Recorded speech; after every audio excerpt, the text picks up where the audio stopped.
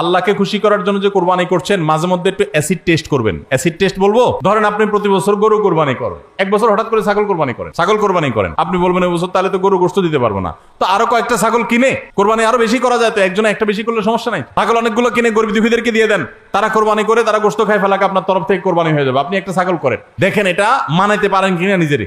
যদি কোনো অসুবিধা না হয় মানাইতে, তাহলে আলহামদুলিল্লাহ আল্লাহ শুকর আদায় করতে পারেন যে আপনার নিয়তের মধ্যে বোধহয় ভেজাল নাই। আর যদি মনে হয় না প্রতি বছর গরু দেই, এবার ছাগল দিলে কেমনে হয়, মানুষ কি বলবে, তাহলে বুঝতে হবে ডাল মে কুছ কালা নেই, পুরা হি কালা হয়। আল্লাহ তাআলা আমাদের সবাইকে ইখলাসের সাথে তাকওয়ার সাথে কুরবানির এই আমলটি সম্পাদন করার তৌফিক দান করুন। ভাইরা আমার, কুরবানির সামনে আসছে, এখন থেকে আমরা একটু পরিবারের সদস্যদেরকে নিয়ে বসি, বাচ্চা সহ ফ্যামিলির সব সদস্যরা একটু বসেন, মশওয়ারায় বসেন, পরামর্শ মজলিসে বসেন, বসে জিজ্ঞাসা করেন আমরা আসলে কোরবানিটা কেন করতেছি। গোশত খাওয়া,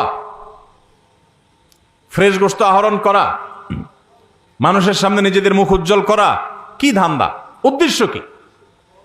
একজন একজন করে সবাই মতামত নেন এবং এটা নিশ্চিত করেন যে আমরা আল্লাহর জন্যই কোরবানি করছি। এটা কিভাবে নিশ্চিত করব? একটা তো বললাম যে বিশাল বড় গরু কোরবানি করেন সব সময়, এবার একটু ছাগল কোরবানি করেন, দেখেন তো মনে মানাইতে পারেন কিনা। কারণ আপনি বলবেন ভাই গরু কোরবানিতে অনেক টাকা লাগে, ছাগলে তো অনেক কম টাকা লাগে, তাহলে এই কোরবানি ওইটার চাইতে কিভাবে উত্তম হয়? আমি উত্তম বলতেছি না, আমি বলতেছি যে আপনার নফস, আপনার মন মানে কিনা যে আমি গরুর জায়গায় ছাগল কোরবানি করলেও তো হবে, হবে না হবে না? কেউ যদি ছাগল কোরবানি করে তার কোরবানি হবে কি হবে না? হবে। কোরবানি ছাগলও করা যায়, গরুও করা যায়, বেড়াও করা যায়, দুম্বাও করা যায়, মহিষ দিয়েও করা যায়, উট দিয়েও করা যায়, এসব পশু দিয়ে কোরবানি করা যায়। অতএব আপনি এবছর একটু ছাগল দিয়ে করেন, বাকি গরু কেনার যে আরো বাজেটের টাকা ছিল সেগুলো দিয়ে আরো কয়েকটা ছাগল কিনে গরিব মানুষকে দিয়ে দেন, ওটা যাতে এলাকা মানুষ টেন না পায়, অন্য এলাকায় দিয়ে দেন। আমরা সুন্নাহ ফাউন্ডেশনের তরফ থেকে সারা দেশে বিভিন্ন জায়গায় জায়গায় কোরবানি করি।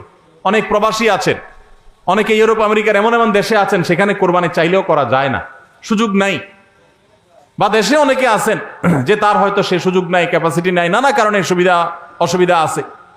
তো আমরা তাদের তরফ থেকে কোরবানি করে দেশের বিভিন্ন গরিব দুঃখীদের আপনার বাসা বাড়িতে আমরা তাদের ঘরে ঘরে গোশত পৌঁছাই দিই।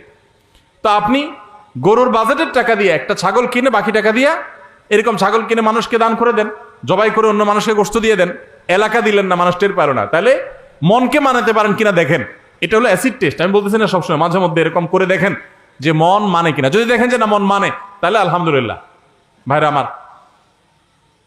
আর একইভাবে মাঝে মধ্যে আমার কোরবানি আমি জবাই করলাম, গোশত সব দিয়ে দিলাম, ফ্রিজে খুব একটা ভরলাম না, অল্প স্বল্প রাখলাম, কারণ আল্লাহ তাআলা বলেছেন ফাকুলু মিনহা ওয়া আতি'মুল বাঈসাল ফাকির, ফাকুলু মিনহা ওয়া আতি'মুল কানি' ওয়াল মু'তার। কোরবানি গোশত নিজেও খাবো, গরিব দুঃখীকেও খাওয়াবো, যে চায় তাকেও দিব, যে চায় না আত্মীয় স্বজন তাদেরকেও দিব। অতএব মুস্তাহাব এই তিনও ভাগে ভাগ করা, কিন্তু এটা ফরজ ওয়াজিব না। তাহলে আমি পরিমাণ একটু কম রেখে বেশিরভাগই দিয়ে দিলাম, মন মানে কিনা দেখেন, মন মানে কিনা।